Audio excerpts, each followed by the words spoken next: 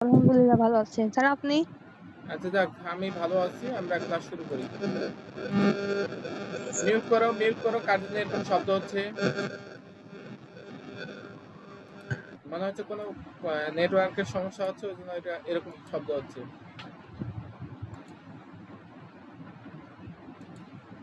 Diploma in engineering online class chemistry 65913 প্রথম semester পঞ্চম অধ্যায়ের আমরা একদিন ক্লাস করেছি। আজকে দ্বিতীয় ক্লাস। ওয়ালাইকুম আসসালাম।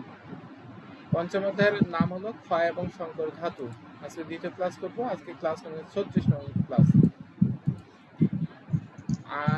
গতদিন আমরা পড়ছি করশনের একটা প্রকার। আজকে তড়িৎ রাসায়নিক করশন আমরা পড়বো। রাসায়নিক করশন পড়েছি, তড়িৎ রাসায়নিক করশন আজকে দেখো। তড়িৎ রাসায়নিক তার মানে এখানে বিদ্যুৎ প্রবাহের সাথে রিলেটেড, তার জন্য এটা বিদ্যুৎ প্রবাহের মাধ্যমে সংঘটিত হবে, অর্থাৎ ইলেকট্রন প্রবাহের মাধ্যমে। সেটা আমরা সবসময় এখানে খেয়াল রাখবো যে তড়িৎ মানে হলো বিদ্যুৎ প্রবাহ, বিদ্যুৎ প্রবাহ মানে হলো ইলেকট্রন প্রবাহ।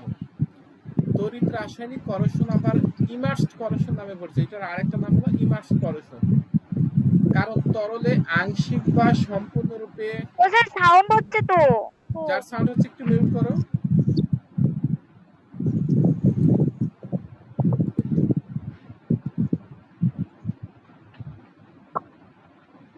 নেট হচ্ছে? ওকে জি স্যার। ওকে দেখো তাহলে কি বললাম, ইমার্সড করশনও বলা হয়ে থাকে। কারণটা হলো তরলে আংশিক বা সম্পূর্ণরূপে নিমজ্জিত অবস্থায় ধাতব পদার্থের এ ধরনের করশনগুলো, ওই যে নিচের দিকে ডুবে অথবা আংশিক ডুবে থাকার ফলে এই করশনটা ঘটে বলেই এর ইংরেজি নাম আর একটা ইমার্সড করশন। সাধারণত ধাতব পদার্থের সংস্পর্শে পরিবাহী তরল থাকে। পরিবাহী মানে কি? যেমন লোনা পানি অথবা অ্যাসিডযুক্ত পানি অথবা ক্ষার ইত্যাদি পদার্থগুলোর মধ্যে দিয়ে বিদ্যুৎ প্রবাহিত হয়। তাহলে এগুলাকে বলা হচ্ছে পরিবাহী তরল। অথবা দুটি ভিন্ন ধাতব পদার্থ বা সংকর ধাতু আংশিকভাবে দ্রব্যদের মধ্যে কি নিমজ্জিত থাকে, তখন এ ধরনের কি করশন ঘটে। আমরা দেখবো ব্যাখ্যা সহ। এখানে ধাতব পদার্থ ইলেকট্রন ত্যাগ করে ধনাত্মক আয়নে পরিণত হয়, অর্থাৎ ধাতব পদার্থের জারণ ঘটে বা করশন ঘটে। অর্থাৎ ধাতুটার করশনটা, আমরা তো ধাতব করশনটাই করতেছি, তাহলে ধাতব পদার্থটা ইলেকট্রন ত্যাগ করে অন্য যৌগে পরিণত হয়, তার জন্য তোমার কি তার কি ক্ষয় বা করশন ঘটে। আর যখন ইলেকট্রন প্রবাহিত হয় তার মানে বিদ্যুৎ প্রবাহিত হয়, এই জন্য বলা হচ্ছে তড়িৎ রাসায়নিক করশন। এবার তড়িৎ রাসায়নিক করশনের ক্রিয়া কৌশলটা কিভাবে ঘটে আমরা দেখবো। তড়িৎ রাসায়নিক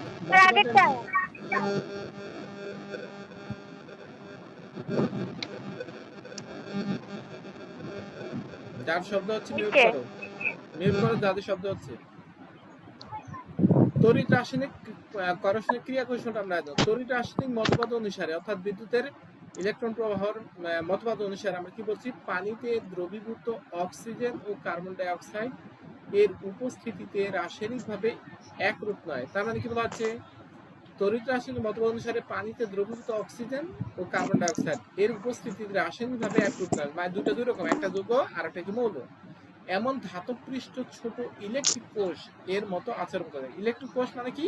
যেমন আমরা ড্রাই সেল পড়েছি, তারপর লিকুইড সেল পড়েছি, গ্যানিয়াল সেল, গালভানিক সেল ইত্যাদি সেল পড়েছি। তার মানে ওখানে দুইটা একটা তরল পদার্থ পাশাপাশি থাকে, দুইটা ধাতব পাত থাকে এবং মাঝখানে একটা পার্টিশন দেওয়া থাকে। এই পার্টিশন মধ্য দিয়ে, পার্টিশনটা বাদ দিয়ে দুই পাশ থেকে সংযোগ দেওয়া হয়। এই তরলগুলো তখন কি বিদ্যুৎ পরিবাহী হিসেবে তোমার কি কাজ করে, অর্থাৎ ইলেকট্রন পরিবাহী মাধ্যম হিসেবে তোমার কি কাজ করে। তাহলে এখানে ওই যে ছোট ছোট তড়িৎ রাসায়নিক কোষের তৈরি হয় যখন ধাতব পদার্থগুলোর মধ্যে তোমার কি হয়, এই যে অক্সিজেন কার্বন ডাই অক্সাইডের উপস্থিতি থাকে, তখন এই ধরনের ঘটনাগুলো ঘটে। যেখানে অ্যানোডিক আর ক্যাথোডিক, আজকে আমরা জানবো অ্যানোড আর ক্যাথোড কাকে বলা হয়। অ্যানোডিক এবং ক্যাথোডিক এলাকার মধ্যে ইলেকট্রন কারেন্ট প্রবাহিত হয়। কারণ মানে এখানে স্রোত বলা হচ্ছে, বাংলায় বলা হচ্ছে ইলেকট্রন স্রোত, মানে ইলেকট্রনের প্রবাহ। করসিভ পরিবেশের উপর নির্ভর করে অ্যানোডিক বিক্রিয়ায় ধাতব পদার্থ ইলেকট্রন ত্যাগের মাধ্যমে ধনাত্মক আয়ন, সেটা আগে বলেছি আমরা, যে ধাতব পদার্থ ইলেকট্রন ত্যাগ করে ধনাত্মক আয়নে পরিণত হয়, দ্রবীভূত হয়, অর্থাৎ দ্রবণে চলে আসে। এবং ক্যাথোডিক বিক্রিয়ায় হাইড্রোজেনের উৎপত্তি বা অক্সিজেনের শোষণের ফলে অক্সিজেনের শোষণের সাথে ইলেকট্রন সময় কি ঘটে, অর্থাৎ কি অক্সিজেন ইলেকট্রন গ্রহণ করে, ধাতব পদার্থ তোমার কি ইলেকট্রন ত্যাগ করে। ধনাত্মক ইলেকট্রন যখন ত্যাগ করে তখন ধাতু হয় পজিটিভ আয়ন, আর অক্সিজেন যখন ইলেকট্রন গ্রহণ করে তখন নেগেটিভ আয়ন। এই দুই প্রকার পরস্পর কি হয়, আকর্ষণ করা বলে যুক্ত হয়ে যৌগ গঠন করে ধাতব অক্সাইড। অর্থাৎ সুতরাং তড়িৎ রাসায়নিক করশনে অ্যানোডিক এবং ক্যাথোডিক দুই ধরনের বিক্রিয়া ঘটে। তার মানে অ্যানোডে তোমার কি ইলেকট্রন ত্যাগ ঘটে আর ক্যাথোডে তোমার কি ইলেকট্রন গ্রহণ ঘটে। এই দুই ঘটনাটাই তোমার কি ঘটে বলেই এই ধরনের নামকরণ করা হয়েছে তড়িৎ রাসায়নিক করশন। এবার আমরা বিক্রিয়াগুলো দেখবো যে অ্যানোডে কি ধরনের বিক্রিয়া ঘটে আর ক্যাথোডে কি ধরনের বিক্রিয়া ঘটে। অ্যানোডিক বিক্রিয়া, তার শব্দ হচ্ছে, যার শব্দ হচ্ছে একটু মিউট করো, তোমরা নিজেরাই তো বুঝতে পারতেছো কার শব্দ হচ্ছে। দেখতে পাচ্ছি না, সবারই তো এখন দেখছি মিউট করা। যাক দেখো, অ্যানোডিক বিক্রিয়া কি ঘটে। অ্যানোডিক বিক্রিয়া হলো ধাতব পদার্থের জারণ বিক্রিয়া। জারণ আমরা কাকে বলছিলাম, যে কোনো মৌলের সাথে যদি অক্সিজেনের সংযোগ ঘটে তাকে বলা হয় কি জারণ। অথবা ইলেকট্রন ধারণা মতে যে সকল রাসায়নিক সত্তা ইলেকট্রন কি করে ত্যাগ করে তাকে বলা হয় তোমার কি জারণ বিক্রিয়া। তাহলে এখানে ত্যাগটাই আমরা ধরবো ইলেকট্রন ধারণা মতেই। ধাতব পৃষ্ঠের আবৃত অংশ অ্যানোড হিসেবে কাজ করে, অর্থাৎ স্যার আপনার কাছ থেকে তো কথা শব্দ আসে। আমার কাছে তো কোনো কিছুই নাই, শব্দ হচ্ছে একটু ফ্যানের শব্দ হতে পারে, গরম তো প্রচুর, একটু থাকবে এটুকু। জি স্যার। আর কোনো ঘস ঘস শব্দ আমার কাছে নাই। ওইটাই না, আর তো আমার কাছে শব্দ দেখছি না। যাক, অ্যানোডিক বিক্রিয়া দেখো, অ্যানোডিক বিক্রিয়া হলো ধাতব পদার্থের জারণ বিক্রিয়া। তার মানে ইলেকট্রন ত্যাগ করবে ধাতব পদার্থ। ধাতব পৃষ্ঠের আবৃত অংশ অ্যানোড হিসেবে, মানে বাইরের যে অন্য কোনো ভেজাল পদার্থ যেমন অক্সিজেন, কার্বন ডাই অক্সাইড ইত্যাদি পদার্থ দ্বারা আবৃত থাকে, সেই অংশটা অ্যানোড হিসেবে কাজ করে। এখানে ধাতব পদার্থ এম তে মেটাল ইলেকট্রন ত্যাগ করে ধাতব এন প্লাস, এন বলতে এখানে বোঝাচ্ছে একটা হতে পারে, দুইটা হতে পারে, তিনটা ইলেকট্রন থেকে ত্যাগ করে এন প্লাসে আয়নে পরিণত হয়। দেখি আমরা বিক্রিয়াটা দেখি। এই যে এম মেটাল এন সংখ্যক ইলেকট্রন ত্যাগ করলো, ত্যাগ করার পরে এন প্লাস আয়ন কি রূপান্তর হলো বা পরিণত হলো। আমরা এক্সাম্পল হিসেবে নিচ্ছি আয়রন।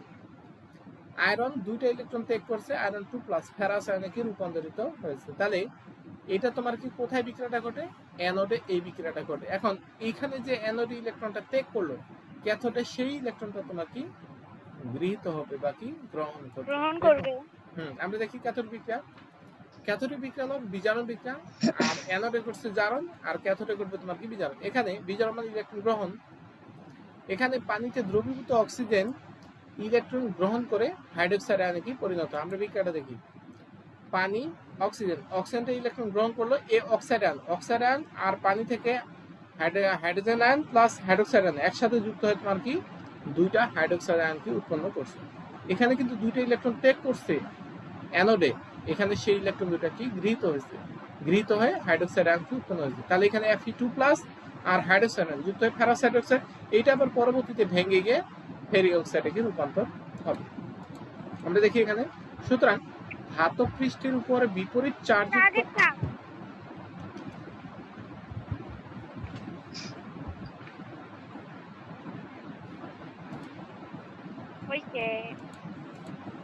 তাহলে এখানে কি বললাম, ধাতব পৃষ্ঠের উপর বিপরীত চার্জযুক্ত আয়ন সমূহ অর্থাৎ অ্যানোডিক এবং ক্যাথোডিক দুইটা আয়ন। অ্যানোডিক হচ্ছে তোমার কি ধনাত্মক আয়ন, আর ক্যাথোডিক হচ্ছে তোমার কি ঋণাত্মক আয়ন হাইড্রোক্সাইড আয়ন, আর ওখানে হচ্ছে Mn+ আয়ন উপস্থিত থাকে এবং আয়ন সমূহের গ্যালভানিক প্রবাহ ঘটে। গ্যালভানিক প্রবাহ মানে ওই যে ইলেকট্রন প্রবাহ, ক্যাথোড থেকে অ্যানোডের দিকে ইলেকট্রন প্রবাহ তোমার কি ঘটতে থাকবে, আর বিদ্যুৎ ঘটবে তোমার কি অ্যানোড থেকে ক্যাথোডের দিকে, আর ইলেকট্রন প্রবাহ ঘটবে ক্যাথোড থেকে অ্যানোডের দিকে। ফলে বিপরীত চার্জযুক্ত আয়ন দুটি আয়রন 2+ এবং হাইড্রোক্সাইড মাইনাস পরস্পর যুক্ত হয়ে একটি যৌগ গঠন করে। তাহলে ফেরাস হাইড্রোক্সাইড উৎপন্ন হবে। বিক্রিয়াটা দেখি আমরা। এই যে Fe2+ প্লাস তোমার কি 2 হাইড্রোক্সাইড মাইনাস বিক্রিয়া করে উৎপন্ন হলো ফেরাস হাইড্রোক্সাইড। এই ফেরাস হাইড্রোক্সাইড বায়ুমণ্ডলে উপস্থিত কার্বন ডাই অক্সাইড ও অক্সিজেনের সাথে বিক্রিয়া করে শোধক ফেরিক অক্সাইড, তার মানে কি তোমার এইটা আবার ভেঙে গিয়ে ফেরিক অক্সাইড বা মরিচা গঠন করে এবং বেসিক কার্বনের উৎপন্ন করে। বেসিক মানে কি ক্ষারকীয় কার্বনের। দেখে নিই বিক্রিয়াটা। এই যে দেখো, ফেরাস হাইড্রোক্সাইড ভেঙে গেছে পানির সাথে বিক্রিয়া করে এবং বায়ুর অক্সিজেন, তখন উৎপন্ন হয়েছে ফেরিক অক্সাইড ডট কি 3 অণু পানি। এটাই হলো তোমার কি মরিচা। বুঝা গেছে? তাহলে ছিল আমার বিশুদ্ধ আয়রন ধাতু, তৈরি হয়ে গেল তোমার কি মরিচা। তাহলে আয়রনটা তোমার কি মানে ক্ষয় হয়ে গেল। এটাই তোমার কি করে, কিভাবে ঘটলো? অ্যানোডে তোমার কি ইলেকট্রন ত্যাগ করছে, মানে জারণ বিক্রিয়া করছে, আর ক্যাথোডে ইলেকট্রন কি গ্রহণ করছে। তাহলে একটা জারণ আর বিজারণ বিক্রিয়ার মাধ্যমে তোমার কি করছে, ইলেকট্রনের প্রবাহ ঘটতেছে, আর প্রবাহ ঘটার ফলেই তোমার বিদ্যুৎ প্রবাহ সংঘটিত হচ্ছে। আর ঠিক আছে?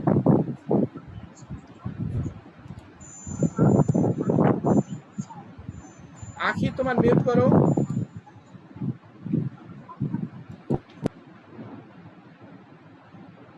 এই যে আখির মিউট করা ছিল না, ওই জন্য শব্দ হচ্ছে আখির ওখান থেকে। হ্যাঁ, কি বলছিলাম? তাহলে ফেরাসের জারণ ঘটতেছে তোমার অ্যানোডে, আর ক্যাথোডে ঘটছে বিজারণ। জারণে ঘটতেছে ইলেকট্রন ত্যাগ, আর বিজারণে ইলেকট্রন গ্রহণ। তাহলে একটা জায়গা থেকে ইলেকট্রন ত্যাগ করতেছে, আর একটা জায়গায় ইলেকট্রন গৃহীত হচ্ছে। এই যে ত্যাগ আর গৃহীতের মধ্যে ইলেকট্রন কি প্রবাহ সৃষ্টি হয়। ইলেকট্রন প্রবাহ মানে বিদ্যুৎ প্রবাহ, আর এখান থেকে নামকরণ করা হয়েছে তড়িৎ রাসায়নিক টরেশন। এবং যৌগগুলো উৎপন্ন হচ্ছে শেষে আয়রন থাকলে হবে মরিচা। এখান পুরো বিক্রিয়াটা আমরা দেখাচ্ছি, এখানে দুই ভাবেই থাকতে পারে। ফেরাস হাইড্রোক্সাইড পানি এবং অক্সিজেন, ফেরিক হাইড্রোক্সাইডে উৎপন্ন হতে পারে, অথবা মরিচা। এটা কিন্তু এখানে আমরা শুধুমাত্র ফেরিক অক্সাইড এবং 3 অণু পানি এটা মরিচা দেখাচ্ছি। আসলে এটা হয় পরবর্তীতে এটা ভেঙে গিয়ে এটাই সাধারণত দেখা যায়। এখানে NH2 বলতে N এর মান 1ও হতে পারে, 2ও হতে পারে, 3ও হতে পারে। এ হলো তড়িৎ রাসায়নিক করণের কি ক্রিয়া কৌশল। এখানে আমরা ছকের মাধ্যমে দেখবো। আর একটু দেখাই, যে বেসিক কার্বনের যে বলা হয়েছে, ফেরাস হাইড্রোক্সাইড কার্বন ডাইঅক্সাইডের সাথে তোমার উৎপন্ন হবে ফেরাস হাইড্রোক্সাইড, আর শেষে কার্বনের একটা যৌগমূলক একসাথে যুক্ত হয়ে কিন্তু একটাই যৌগ। আয়রনের যোজনী 2, হাইড্রোক্সাইড 1, এখানে 1, 1 আর 1 2, এই হলো ferrous hydroxide. Basic ferrous hydroxide বলা হচ্ছে। বেসিক মানে কি ক্ষারকীয়। এটা আবার ফেরিক হাইড্রোক্সাইড যদি হয়, তাহলে এখানে ফেরাস হাইড্রোক্সাইড আর একটা বাইকার্বনেট আয়ন যুক্ত হবে। এটা তোমার কি ক্ষারকীয় ফেরিক হাইড্রোক্সাইড। এখন আমরা শর্টকাট একটা তালিকার মধ্যে ছকের মাধ্যমে আমরা এই জিনিসটা বুঝে দেব। অ্যানোডিক এলাকা এই পাশে ক্যাথোডিক এলাকায় ইলেকট্রন প্রবাহ অ্যানোড থেকে ক্যাথোডিক দিকে যাচ্ছে। এখানে এম, এই যে ইলেকট্রন ঘটছে, ত্যাগ ঘটছে, এই ত্যাগটাই ক্যাথোডিক দিকে যাবে। আমরা এক্সাম্পল হিসেবে নিচ্ছি এটা। আর এই পাশে তোমার কি ক্যাথোডের এই যে বিক্রিয়াটা ঘটছে আমরা দেখছি, পানির সাথে অক্সিজেন, এবং ওই যে দুইটা ইলেকট্রন ত্যাগ করছিল অ্যানোডে, সেই দুইটা ইলেকট্রন এখানে কি গৃহীত করছে। আর এটা হলো ইলেকট্রোলাইটের নিরপেক্ষ দ্রব্য। ইলেকট্রোলাইট বলতে এখানে আমরা পরিবাহী একটা তরল পদার্থ বলছি। সাধারণত অ্যাসিড মিশ্রিত পানি হতে পারে, ক্ষার হতে পারে, অথবা তোমার কি অ্যাসিডও হতে পারে, অথবা লবণযুক্ত পানি হতে পারে। এই পাশে ধাতব পদার্থের করশন ঘটছে, তার মানে এই যৌগটা মূল যৌগ থেকে অন্য যৌগে রূপান্তর হচ্ছে। তার মানে কি ধাতুর কি করশন ঘটছে। করশন মানে ক্ষয় ঘটছে, অন্য যৌগে রূপান্তর হওয়া। এই পাশে ধাতব পদার্থ, আর এটাই হলো সংক্ষিপ্ত একটা ছক। এই পাশে ক্যাথোড এলাকাটাকে দেখানো হয়েছে, এই পাশে অ্যানোডীয় বিক্রিয়াগুলোকে তুলে ধরানো হয়েছে শর্টকাটের মাধ্যমে। এটাই হলো তড়িৎ রাসায়নিক ক্রিয়া কৌশলের একটা ছোট আকারে ছক আকারে ব্যাখ্যা। বোঝা গেছে? এখান থেকে আরেকটু সামান্য অংশ দেওয়া হয়েছে যে করশন পদ্ধতি হলো একটি তড়িৎ রাসায়নিক পদ্ধতি। তার মানে ইলেকট্রন একটা জায়গায় উৎপন্ন হবে আর একটা জায়গায় গৃহীত হবে, এই যে ত্যাগ আর গ্রহণের মাধ্যমে চলতে থাকে, এটা হলো তড়িৎ রাসায়নিক পদ্ধতি। তার মানে কি বিদ্যুৎ প্রবাহের মাধ্যমে তোমার কি এই করশনটা ঘটে, যেখানে ধাতব পৃষ্ঠের উপর ক্যাথোড ও অ্যানোড গঠিত হয়, এবং ইলেকট্রন কারেন্ট প্রবাহের জন্য একটি ইলেকট্রোলাইট যেমন পানি, অ্যাসিড বা লবণের দ্রবণ অবশ্যই উপস্থিত থাকতে হবে। তার মানে তড়িৎ রাসায়নিক করশনে অবশ্যই নিমজ্জিত বা পানির নিচে এই তড়িৎ রাসায়নিক করশনটা ঘটে। তার মানে ওইখানে যে তরলের মধ্যে ডুবানো থাকবে সেটাই তোমার কি ইলেকট্রোলাইট হিসেবে কি ব্যবহৃত হবে। এখানে ইলেকট্রন কারেন্ট প্রবাহের ফলে করশন উৎপাদ গঠিত হয়, অর্থাৎ করশন উৎপাদটা মানে এখানে মরিচা আমরা দেখাচ্ছি একটা এক্সাম্পল হিসেবে আয়রন দিয়ে, সেটাই হলো তোমার কি করশন। এই হলো তড়িৎ রাসায়নিক করশনের কি ক্রিয়া কৌশল। প্রশ্নটা পরীক্ষা আসে মাঝে মাঝে, তোমরা একটু দেখে নিও। এবার আসি তড়িৎ রাসায়নিক করশনের প্রকারভেদ। কত প্রকারের তড়িৎ রাসায়নিক করশন? তড়িৎ রাসায়নিক করশন আসলে 3 প্রকার। কি কি? একটা হলো রাসায়নিক করশন, পানির নিচে করশন, আর একটা মাটির তলায় বা মৃত্তিকা করশন। এগুলোর সংজ্ঞাগুলো আমরা একটু করে দেখতে পারি, যে ধাতব পদার্থ এবং এর পরিবেষ্টিত তরলের মধ্যে তড়িৎ রাসায়নিক বা রাসায়নিক বিক্রিয়ার ফলে এই ধরনের করশনটা ঘটে থাকে। স্যার আগেরটা একটু দেখান। এখানে কিন্তু বিদ্যুৎ প্রবাহিত হবে না, রাসায়নিক করশনে শুধুমাত্র রাসায়নিক বিক্রিয়া সংঘটিত হবে। কি বললাম? ধাতব পদার্থ এবং এর পরিবেশ, হ্যাঁ, ধাতব পদার্থ এবং এর পরিবেষ্টিত তরলের মধ্যে তড়িৎ রাসায়নিক বা রাসায়নিক বিক্রিয়ার ফলে এই ধরনের করশনটা ঘটে থাকে। এখানে বিদ্যুৎ প্রবাহিত হয় না। মাটির তল, আগে খ নম্বরটা দেখি।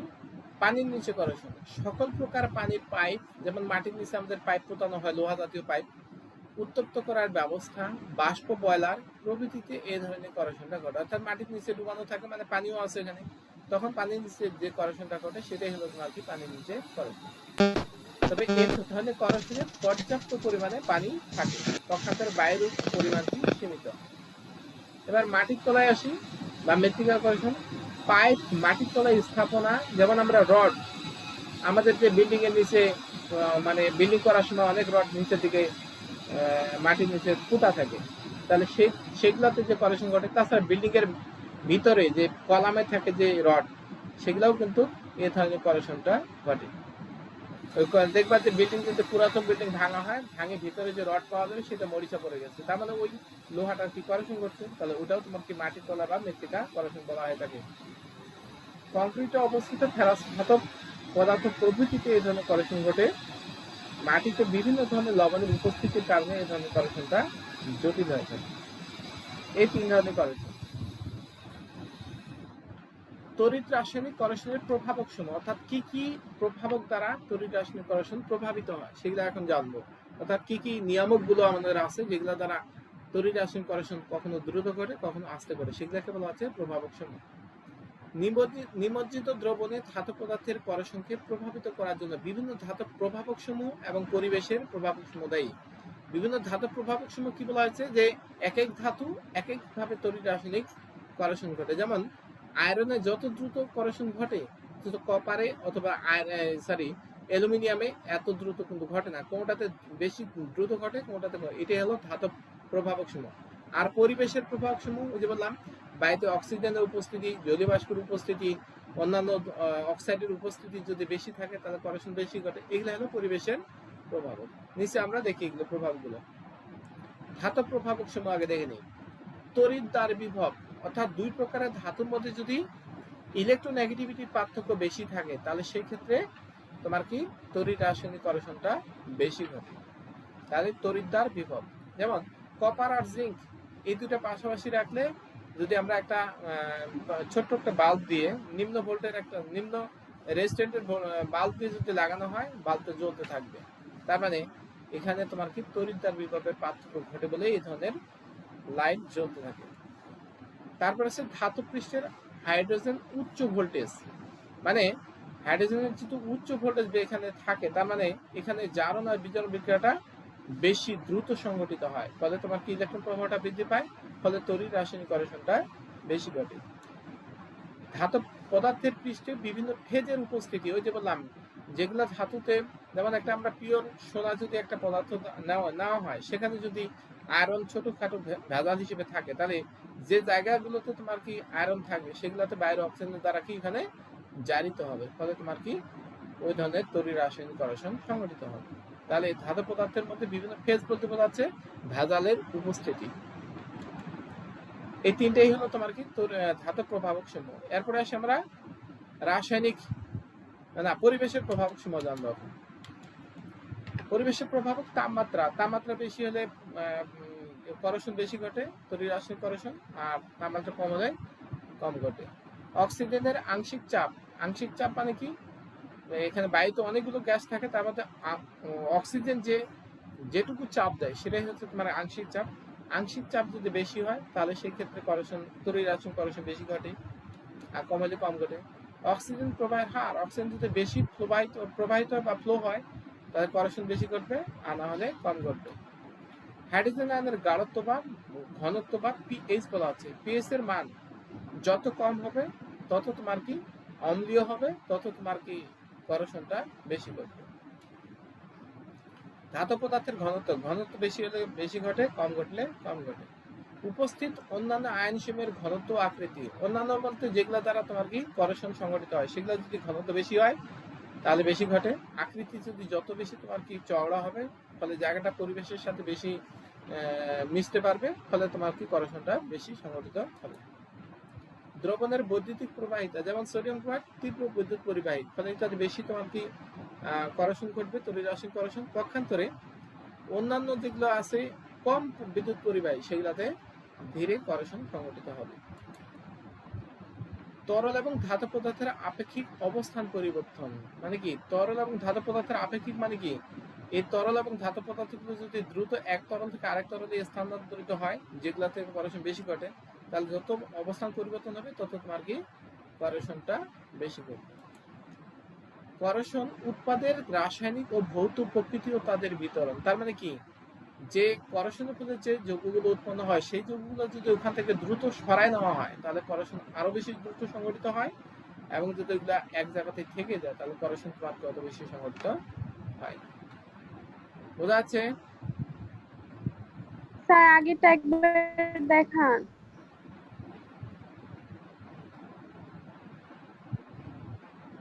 হয়েছে?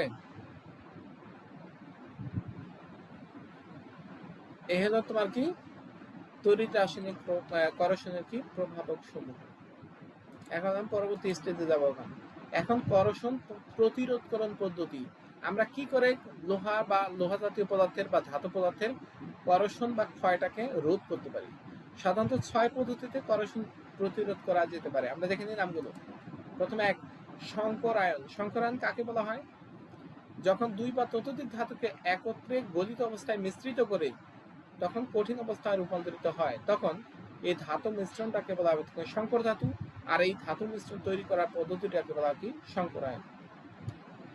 তারপরে ধাতুকে বিশুদ্ধকরণ, যেমন যে সমস্ত ধাতুতে ভেজাল থাকলে বেশি করশন ঘটে, সেই ধাতুগুলোকে যদি বিশুদ্ধ করা হয়, তাহলে সেক্ষেত্রে তাদের করশনটা অনেকটা কমানো সম্ভব। ক্যাথোডিক প্রতিবন্ধকতাকরণ, অর্থাৎ ওই যে অ্যানোড আর ক্যাথোডের মধ্যে যদি ইলেকট্রন প্রবাহ তোমার বন্ধ করা যায়, তাহলে তোমার করশন একেবারেই কম। তার মানে ওখানে যদি আমরা তরলের উপস্থিতি বা ইলেকট্রোলাইটের উপস্থিতিতে আমরা বন্ধ করতে পারি, তাহলে আমাদের কি করশন কম ঘটবে। ক্ষয়রোধ আস্তরণ। ক্ষয়রোধ মানে কি? যেমন আমরা দেখি তোমরা সাইকেল বা মোটরসাইকেল, সাইকেলের চাকাতেই দেখবা লোহার একটা রিং এর মধ্যে স্পোক, মানে এই যে তারের মতো অনেকগুলো আটকানো থাকে, সেটা দেখবা চকচকে সাদা বর্ণের একটা রং দেওয়া থাকে। এই রংটা নিকেলের একটা আস্তরণ। এই আস্তরণটা যতক্ষণ পর্যন্ত থাকবে ততক্ষণ পর্যন্ত মরিচা পড়বে না। যখন আস্তরণটা বালি বা অন্যান্য মাটির ঘর্ষণে ক্ষয়প্রাপ্ত হবে, তখন ওই আয়রন বা লোহাটা তোমার কি হবে, বায়ু এবং পানির সংস্পর্শে চলে আসবে, তখন মরিচা পড়ে যাবে। এই জন্য পুরাতন সাইকেলে দেখবা মরিচা পড়ে যায়, কিন্তু নতুন সাইকেলে মরিচা পড়ে। তারপর হচ্ছে ডিজাইনের মাধ্যমে সংরক্ষণ। ডিজাইনটা কি জিনিস? যেমন আমরা যদি ঘর বাড়ি ডিজাইন করার সময় যে বাইরের যে গ্রিল গুলো দেওয়া হয়, গ্রিল গুলো যদি জানলার ভিতরের দিকে আমরা আটকানো হয়, তাহলে কিন্তু জলীয় বাষ্প এবং পানির সংস্পর্শে আসতে পারে কম, ফলে তোমার কি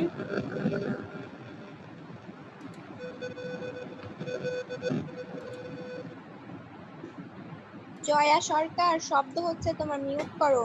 বন্ধ করছি। যাক, তাহলে কি বললাম, ওই যে গ্রিল গুলোকে যদি আমরা বাইরের দিকে না রাখি, ভিতরের দিকে রাখি, তাহলে এগুলা বাইরের পানির ঝাপটা বা জলীয় বাষ্পের সংস্পর্শে কম আসে, ফলে এগুলো তোমার কি করশনটা কম ঘটে। মানে অক্সিজেনের উপস্থিতিতে জলীয় বাষ্পের সাথে বিক্রিয়া করে কম, ফলে তোমার করশন কম ঘটে। এটা হলো ডিজাইনের মাধ্যমে সংরক্ষণ। আরেকটা আছে আমাদের পরিবেশ উন্নতকরণ। এখন দেখা যাচ্ছে স্যাঁতসেঁতে বা ভিজা পরিবেশে করশন বেশি ঘটে।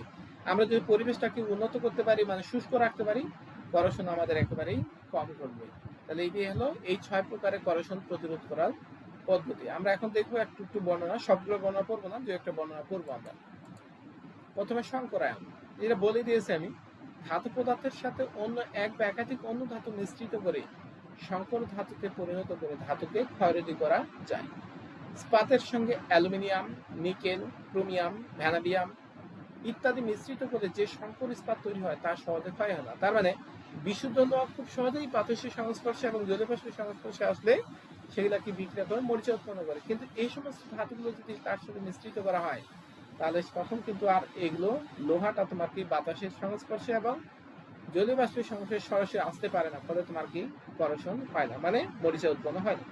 আবার সাধারণ ইস্পাতের সঙ্গে 18 ভাগ ক্রোমিয়াম এবং 8 ভাগ নিকেলকে মিশ্রিত করলে এক বিশেষ ক্ষয়রোধী সংকর ইস্পাত তৈরি হয়, যা বাজারে 18-8 ধরনের 18-8 ধরনের স্টেনলেস ইস্পাত নামে পরিচিত।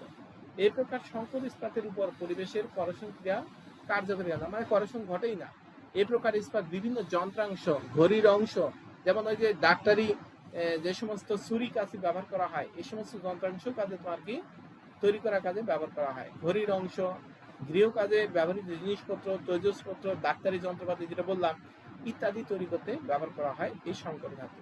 যদি আমরা বিশুদ্ধ স্টিলের ব্যবহার করতাম, লোহার ব্যবহার করতাম, তাহলে দেখা যায় যে এখানে ওই বাতাস এবং জলীয় বাষ্পের সংস্পর্শে আসে মরিচা পড়ে যেত। কিন্তু আমরা এই যে নিকেল এবং ক্রোমিয়াম এই দুটো ধাতু মিশ্রিত করে যে সংকর ধাতু তৈরি করবো, এগুলা যদি তৈরি করা হয় তাহলে তখন এগুলা আর বাতাসের সংস্পর্শে এবং জলীয় বাষ্পের সমস্যা বিক্রিয়া করতে পারে না। ফলে এই ধাতুগুলো তোমার কি এই সমস্ত যন্ত্রপাতি তৈরি করতে ব্যবহার করা হয়। তাহলে এখানে করষণটা আমরা রোধ করতেছি সংকরায়ন পদ্ধতিতে। বোঝা গেছে? আমরা এরপরে যাই আস্তরণ। আস্তরণ আমরা সবাই বুঝি, যে বললাম যেমন একটা লোহার রডকে যদি আমরা রং দিয়ে ঢেকে দেই তাহলে এটা উপরে একটা আস্তরণ, মানে উপরে একটা ঢাকনা জাতীয় একটা রং দেওয়া হলো, তাহলে বাতাসের সংস্পর্শে যে আস্তরণের ভিতরে লোহাটা আছে তাহলে জলীয় বাষ্প বা অক্সিজেনের উপস্থিতিতে এরা বিক্রিয়া করতে পারে না। ফলে কি হয়, তোমার ক্ষয় হয় না, মানে এটা ক্ষয়কে রোধ করা সম্ভব। এটাই আস্তরণ। গ্যালভানিক অ্যান্ড জিঙ্ক, তোমরা নাম শুনে থাকবা, ওই যে আমরা ঢেউটিন ব্যবহার করেছি ঘরের চালে, এই ঢেউটিনের উপরে জিঙ্কের একটা প্রলেপ দেওয়া থাকে। জিঙ্ক কিন্তু বাতাসের অক্সিজেন এবং জলীয় বাষ্পের সাথে সহজে বিক্রিয়া করে না, কিন্তু লোহাটা খুব দ্রুত বিক্রিয়া করে। এই জন্য ওই ঢেউটিনের উপরে জিঙ্কের একটা প্রলেপ দেওয়া থাকে। যেই প্রলেপটা যত বেশি পুরুত্ব হবে সেই ঢেউটিনের দামও বেশি হবে, যত কম পুরুত্ব হবে দামও কম হবে এবং স্থায়িত্ব কম হবে। এই যে এখন আমরা পড়ি গ্যালভানিক এবং জিঙ্ক। লোহার তৈরি কোনো দ্রব্যাদি কিংবা যন্ত্রাংশকে গলিত দস্তা বাথে মানে একটা তরলের মধ্যে ডুবিয়ে দ্রব্যাদি কিংবা যন্ত্রাংশের উপর দস্তার প্রলেপন দেওয়াকে গ্যালভানিক জিঙ্ক বলা হয়। তার মানে কি, একটা ধাতুর উপরে যদি আমরা জিঙ্ক এর বা দস্তার প্রলেপ দেই, গলিত অবস্থায় বা দ্রবীভূত অবস্থায় প্রলেপ দেওয়া হয়, তাহলে সেই প্রলেপ দেওয়ার প্রক্রিয়াটাকে তোমার কি গ্যালভানাইজিং। এখানে লক্ষ্য করার বিষয় হলো প্রলেপন প্রদানের পূর্বে দ্রব্যকে যার উপর প্রলেপ দেবো তাকে উত্তম রূপে পরিষ্কার করে নিতে হয়। পরিষ্কার করে ভুল আছে, পরিষ্কার করে নিতে হবে এজন্যই যে ওই ধাতুর সাথে যেন অন্য কোনো ভেজাল পদার্থ আর ভিতরের দিকে না থাকতে পারে, এই জন্য পরিষ্কার করে নিতে হবে। জিঙ্ক বাথে, মানে জিঙ্কটা গলিত অবস্থায় তরল করা আছে, বাথে ডোবানোর পূর্বে কার্যবস্তুর উপর, মানে যার উপর প্রলেপ দেবো, দস্তার আস্তরণ দৃঢ়ভাবে কি লেপে থাকে, তখন ওই গলিত দস্তাটা তখন ওই লোহা জাতীয় পদার্থের উপর একটা প্রলেপ পড়ে যাবে। এই প্রক্রিয়ার জন্য জিঙ্ক বাথের তাপমাত্রা মোটামুটি 400 ডিগ্রি সেন্টিগ্রেড থেকে 465 ডিগ্রি সেন্টিগ্রেড তাপমাত্রা রাখার দরকার হয়। বাথের দস্তার উদ্দায়ী ক্রিয়া কমানোর জন্য গলিত অর্থাৎ জিঙ্ক যেন বাষ্পীভূত হয়ে উড়ে চলে না যায় সেজন্য কি করা হয়, সীসা মেশানো হয় ওই গলিত দস্তার সাথে। এই সীসা মেশানোটাই আমাদের একটা পরিবেশের জন্য ক্ষতিকারক, এই জন্য সীসা যেন কম মেশানো হয় সেটা পরিবেশবিদরা একটু লক্ষ্য রাখে যে এটাতে নির্দিষ্ট সীমার মধ্যেই রাখতে হবে যেন পরিবেশের কম ক্ষতি হয়। গলিত দস্তার তারল্য বাড়ানো, অর্থাৎ তরল অল্প তাপমাত্রায় যেন তরল হয় সেই জন্য এর বাড়ানোর জন্য সাথে অ্যালুমিনিয়াম মেশানো দরকার হয়। অ্যালুমিনিয়াম মেশালে তাপমাত্রাটা কি, মানে স্ফুটনাঙ্কটা তোমার গলনাঙ্কটা কমে যাবে। এছাড়া আস্তরণের সৌন্দর্য বৃদ্ধির জন্য আমরা কি করি, দস্তার সাথে সামান্য পরিমাণ টিন, ক্যাডমিয়াম, অ্যান্টিমনি, বিসমাথ ইত্যাদি মেশানো হয় যেন আমাদের উজ্জ্বলতাটা বৃদ্ধি পায়। এই হলো আস্তরণ। কিসের আস্তরণ? জিঙ্ক ধাতুর আস্তরণ। এই জিঙ্ক ধাতুর আস্তরণ দেওয়াটাকে কি বলা হয়? গ্যালভানাইজিং। বোঝা গেছে?